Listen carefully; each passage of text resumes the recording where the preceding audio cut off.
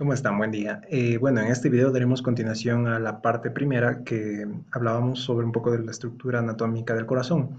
Y en este inciso haremos acotes acerca de específicamente las estructuras de las cuatro cámaras internas del corazón, correspondiéndonos en este momento entonces a hablar de la aurícula derecha. Bueno, para el estudio anatómico de esta se ha subdividido en estudio por paredes que componen esta cámara como tal, una pared superior, una inferior, una pared medial, una pared lateral, una anterior y una posterior, haciendo correlación a cada una de estas con estructuras anatómicas específicas que las componen. El ejemplo sería a nivel de la pared superior el orificio de la vena cava superior y el nódulo sinoauricular, mientras que a nivel inferior consideramos la aparición del orificio de la vena cava inferior y el orificio del seno coronario. A nivel medial encontramos la presencia de la fosa oval y a nivel lateral la principal característica remarcablemente anatómica remarcable es la presencia de los músculos pectíneos que componen esta anatomía auricular derecha.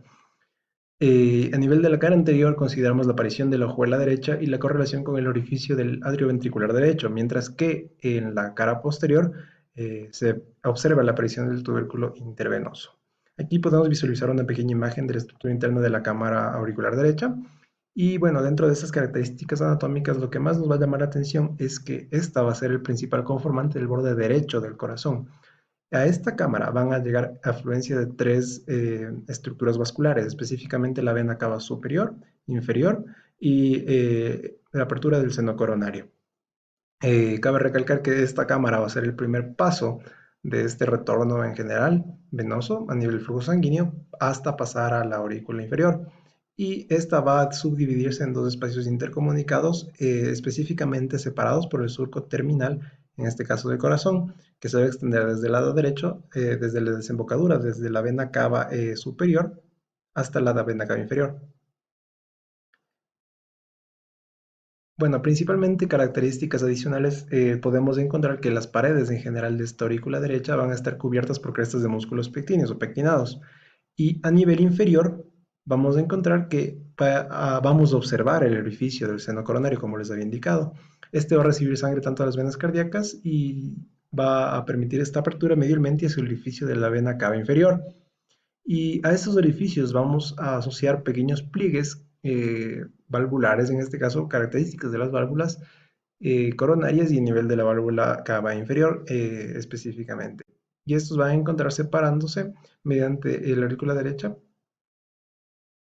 ¿Qué tal? Buen día. En este video daremos continuidad al anterior inciso que estábamos realizando acerca de la anatomía del corazón, específicamente entrando a hablar acerca de las estructuras y de la conformación anatómica de las cuatro cámaras internas del corazón. Y ok, comenzaremos entonces hablando de la aurícula derecha. Principalmente para su estudio se lo divide en superficies anatómicas conformantes de esta cámara a nivel de caras, una cara superior, una cara inferior, una medial, una lateral, una anterior y una posterior, haciendo referencia en cada una de ellas a estructuras anatómicas que se encuentran en correlación o interacción con estas específicamente. Por ejemplo, a nivel de la cara superior consideramos el orificio de la vena cava superior y la presencia del nódulo sinoauricular.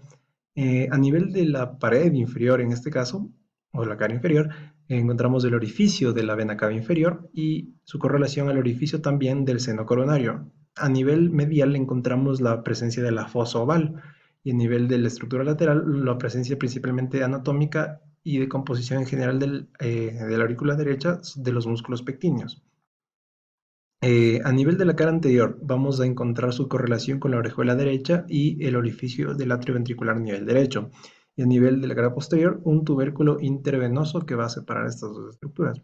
Aquí podemos observar una pequeña imagen de la estructura y composición interna de este atrio derecho o aurícula derecha.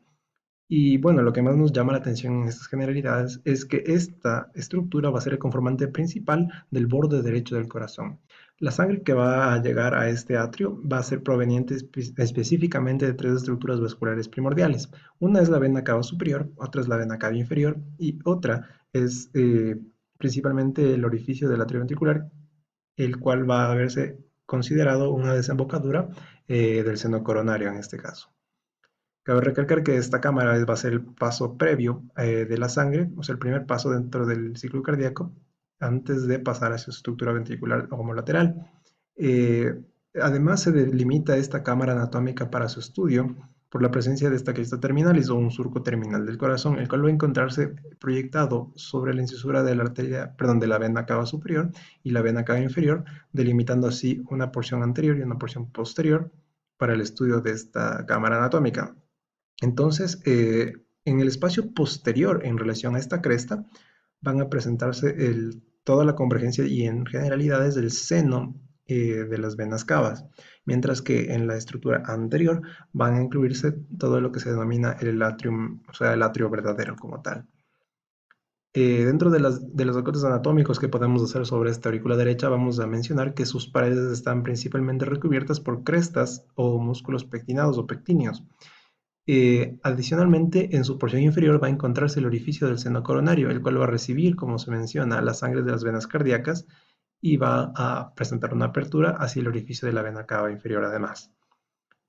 Además, se puede también acotar o añadir que asociados a estos orificios van a existir pliegues, específicamente no válvulas completas, sino subvalvas, como por ejemplo la válvula del seno coronario o la válvula de la vena cava inferior, que van a denotar o van a remarcar al estudio anatómico de estas especificidades. Bueno, cabe recalcar además que separando tanto a nivel de la aurícula derecha como de la aurícula izquierda, vamos a encontrar el tabique interauricular y hablaremos un poco más con unas imágenes más adelante. Y además, cabe la pena resaltar que esta va a presentar una depresión a nivel del tabique por encima de la vena cava inferior, originándose aquí en la pared interna la fosa oval, y esta va a presentar además un borde prominente, el cual nos va a servir como una referencia anatómica y se va a denominar como limbo en general de esta propia fosa oval. Además, como un inciso adicional, se puede determinar que van a existir pequeños orificios en general alrededor de esta estructura de la aurícula derecha, correspondientes a las venas cardíacas menores, o también llamadas venas cardíacas mínimas. Ahora, sobre la configuración de la aurícula izquierda, bueno, su división anatómica va a ser parecida a la aurícula derecha, va a considerar una pared superior e inferior, una lateral, una medial, una posterior y una anterior, siendo la característica que nos llama más la atención, con diferencia a la aurícula derecha, que es tanto superior e inferior van a comprender una estructura estrecha y en general de característica lisa, con diferencia a su predecesor, mientras que la pared lateral va a ser lisa principalmente y se va a considerar a nivel de esta su interacción con la orejuela izquierda del corazón. A nivel de la pared medial vamos a considerar su correlación y la apertura de la válvula del foramen oval, y a nivel posterior los cuatro orificios de las venas pulmonares. Mientras que adicionalmente a nivel anterior es del orificio del atrio ventricular izquierdo y de la aurícula izquierda. Aquí podemos observar estas estructuras anatómicas y bueno, principalmente hablando sobre la aurícula izquierda en este caso, vamos a considerar esta el mayor conformante de la base o cara posterior del corazón. Esta va a dividirse en la porción de entrada, la cual va a recibir a las cuatro venas pulmonares y sus afluencias, y como les había mencionado, las características generales en diferencia a la aurícula izquierda es que presentan paredes lisas principalmente. Y, ok, además de esto, esta va a contener músculos pectíneos en menor cantidad y van a derivarse estos a nivel de la arteria primitiva. El tabique interauricular que conforma la separación entre estas dos cavidades superiores del corazón va a ser el principal componente de esta pared anterior de la aurícula izquierda. Y además, esta a nivel igualmente del tabique va a presentar la misma depresión tanto a nivel izquierdo como derecho, en la cual se menciona el agujero oval. La característica más resaltable en este inciso es que a nivel de la aurícula izquierda vamos a observar esta semivalva, la cual va a corresponder a la propia, o sea, la valva propia del agujero oval y va a encontrarse principalmente en el suelo de esta fosa. Ahora entrando un poco sobre el inciso de la configuración ventricular derecha, vamos a hablar que esta va a ser principalmente ubicada en la posición, o sea, va a ser considerada primordialmente como de la posición anatómica del ventrículo derecho, cuya conformación depende de, y la mayor parte de la cara anterior del corazón y parte de la superficie diafragmática. Y con relación al ventrículo izquierdo, vamos a evidenciar que este va a tener una masa menor que este ventrículo izquierdo. El grosor de sus paredes usualmente oscila entre los 4 a 5 milímetros en la bibliografía. Y la característica que más nos va a llamar la atención de esta estructura del ventrículo derecho es que va a considerar un cono de salida que se dirige principalmente hacia el tronco arterioso de la pulmonar. Este se le denomina infundíbulo o cono arterioso Y una característica adicional de este es que tiene estas paredes lisas principalmente.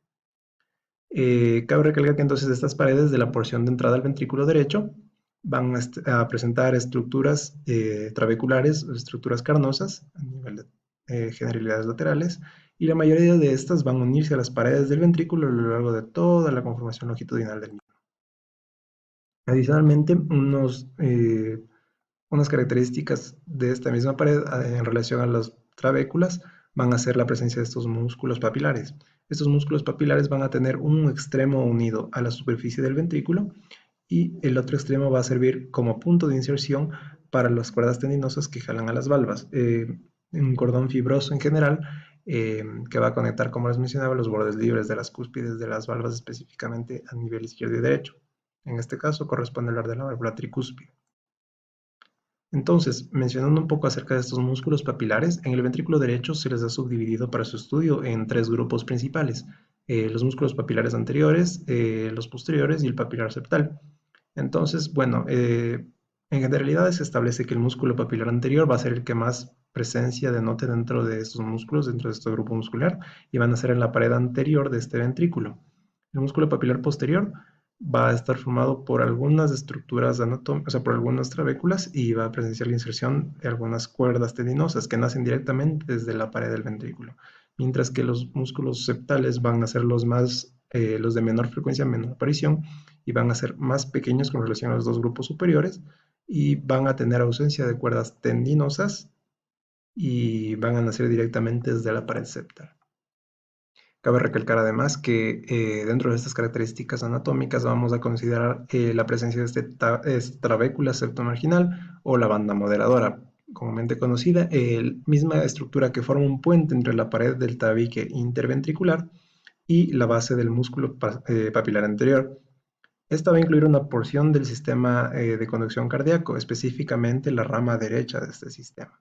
Y, ok, dentro de las diferencias principales remarcables anatómicas con relación al ventrículo izquierdo, va a ser, como les mencionaba, la presencia de esta cresta supraventricular, la presencia de esta banda moderadora y la porción trabeculada. Ahora entrando un poco acerca de la configuración ventricular izquierda, nos corresponde hablar, bueno, aquí podemos observar la imagen, generalidades con relación al ventrículo derecho.